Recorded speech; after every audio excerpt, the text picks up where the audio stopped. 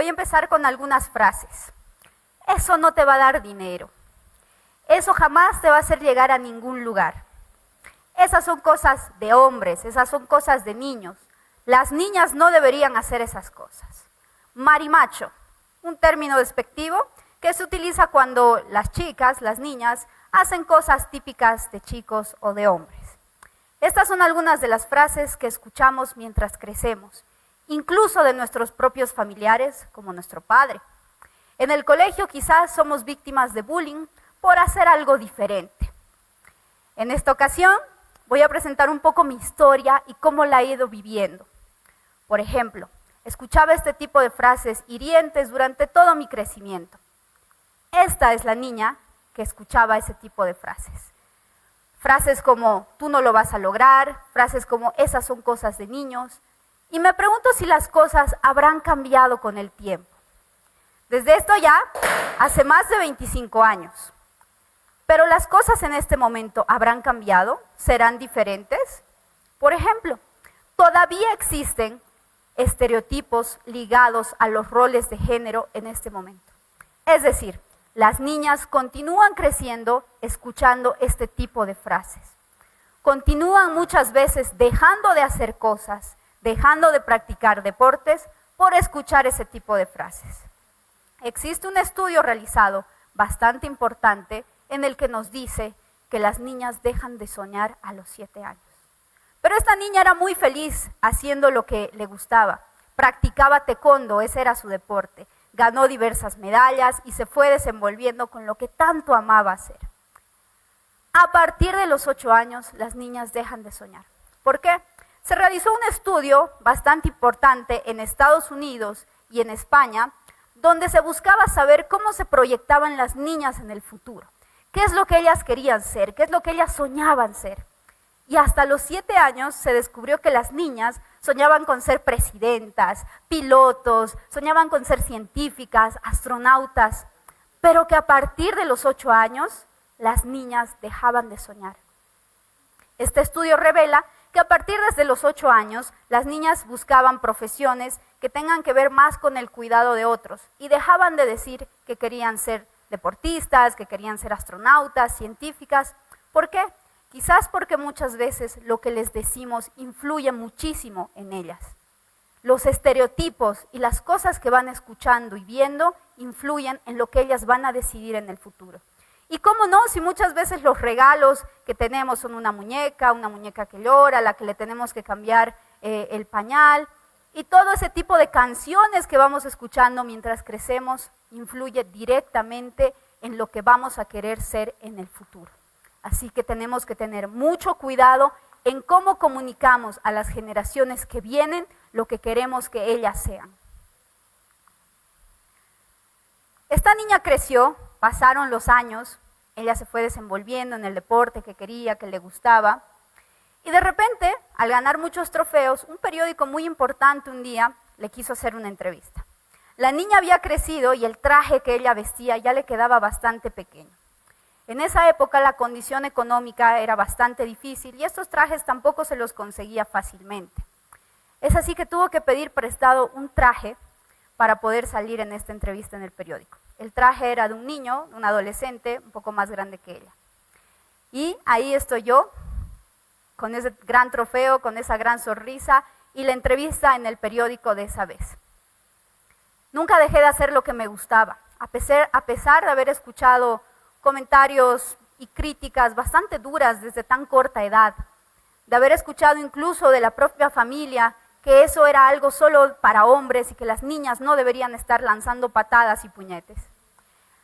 Seguí haciendo lo que me gustaba, triunfé, conseguí ganar una beca en el club donde yo entrenaba para poder seguir, porque la economía obviamente era un poco difícil, y no dejé jamás de hacer lo que me apasionaba. Con esto les quiero decir, muchas veces vamos a sentir que por alguna diferencia que tengamos de las otras personas, vamos a ser los raros, vamos a ser los diferentes, vamos a ser los excluidos, vamos a ser el bicho raro de la clase de la escuela. Pero ¿saben qué? Eso es lo más lindo. Abraza ese rechazo, porque no eres igual que el resto. Y por eso han puesto el ojo en ti, Por eso la gente se está burlando de ti. No importa que sea por algo que tú haces en arte, en música, en deporte, no interesa. Cuando hacemos algo diferente, nos convertimos en el foco de bullying de alguien. Eso es normal. A pesar de eso, seguí haciendo lo que me gustaba, lo que me encantaba, y seguí evolucionando. Mientras vamos creciendo, vamos escuchando que las personas que más nos quieren tratan de darnos consejos por amor. Estos consejos nos dicen, tienes que estudiar algo que te dé dinero, tienes que estudiar una carrera que te haga ser alguien en la vida, tienes que estudiar algo y trabajar en algo que te dé seguridad. Cuando realmente, ahora más en la situación que hemos vivido y hemos pasado, sabemos que no existe una carrera que tú puedas elegir que te asegure la vida de aquí a 10 o 20 años. Todo puede cambiar en un abrir y cerrar de ojos. Y así fue. Elegí también una carrera que en su época era muy poco valorada. Todavía en este momento está surgiendo un poco. Todo el mundo te dice, cuando eliges algo, te vas a morir de hambre con eso. Y seamos sinceros, jamás vamos a poder contentar a todo el mundo con nuestras decisiones o nuestras elecciones, porque son nuestras. Nadie puede vivir nuestra vida. Sin embargo, mientras vamos creciendo, cuando somos niños o en la adolescencia, estas palabras claramente nos marcan.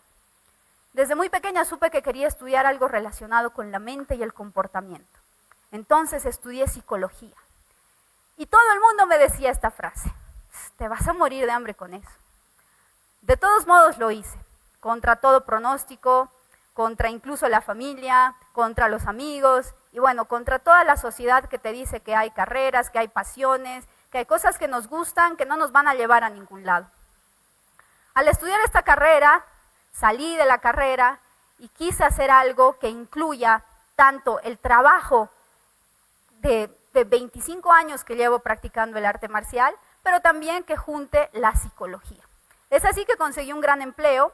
Mi trabajo siempre lo dirigí a lo que son derechos de las mujeres, equidad de género, empoderamiento. Por eso mismo, porque desde muy pequeña viví el machismo dentro de mi propio círculo y obviamente fuera. Escuchando esas frases, esas palabras hirientes, entonces decidí hacer algo. Conseguí un empleo, al principio me sentía muy feliz, súper cómoda, un empleo que decía trabajar por todo esto ya antes mencionado. Ahí me di cuenta que el tema de la violencia está en boca de todos, pero cosas reales se hacen muy poco. En este trabajo, en el que estuve muchos años, me di cuenta con el pasar del tiempo que el trabajo de muchas ahí era minimizado, invisibilizado, y que todo el aporte que tú hacías no llegaba a ningún lado.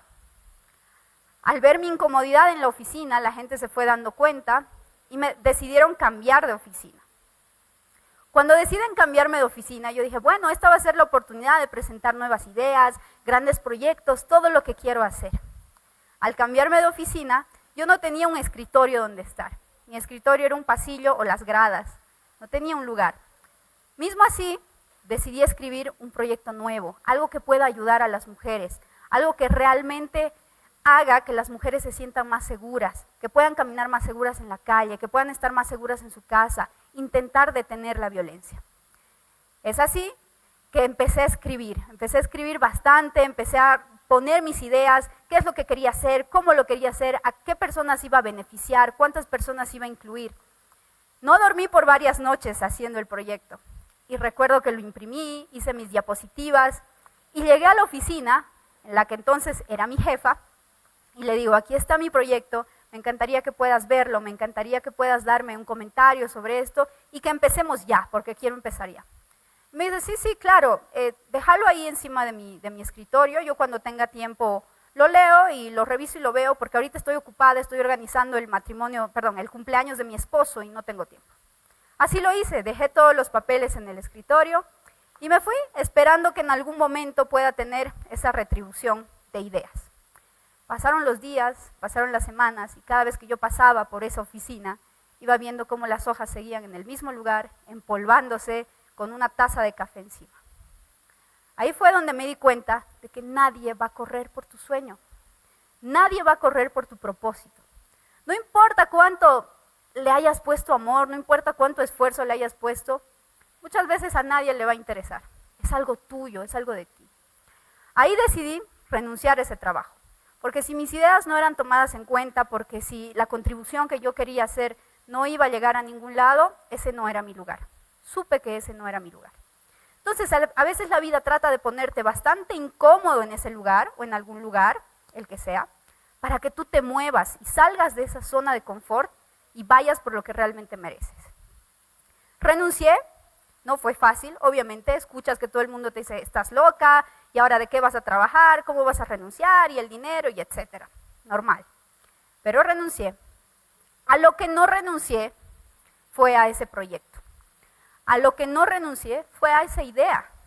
Porque había juntado toda la experiencia de 25 años en mi arte marcial, y había juntado toda la experiencia en psicología que tenía, pero además había escuchado historias desgarradoras de mujeres que habían sufrido violencia, que habían vivido violencia, que seguían viviendo violencia. En ese proyecto juntaba todo eso. Y así nació Warmi Power, empoderamiento y defensa personal. Warmi, que viene del quechua, que significa mujer, y power en inglés, que significa poder. Además de que quisimos mezclar la cultura coreana, que es de donde viene el arte marcial del taekwondo, con mi Bolivia, con lo que yo hago, con lo que quiero hacer, para identificarnos mucho más con eso. Al principio nadie creía en mi proyecto, ni en mi idea, más que mi madre y mi compañera. Mi madre, una persona que después de haberme tenido, fue campeona de fisicoculturismo muchos años, una persona muy valiente que me enseñó a callar las voces que te dicen que no puedes.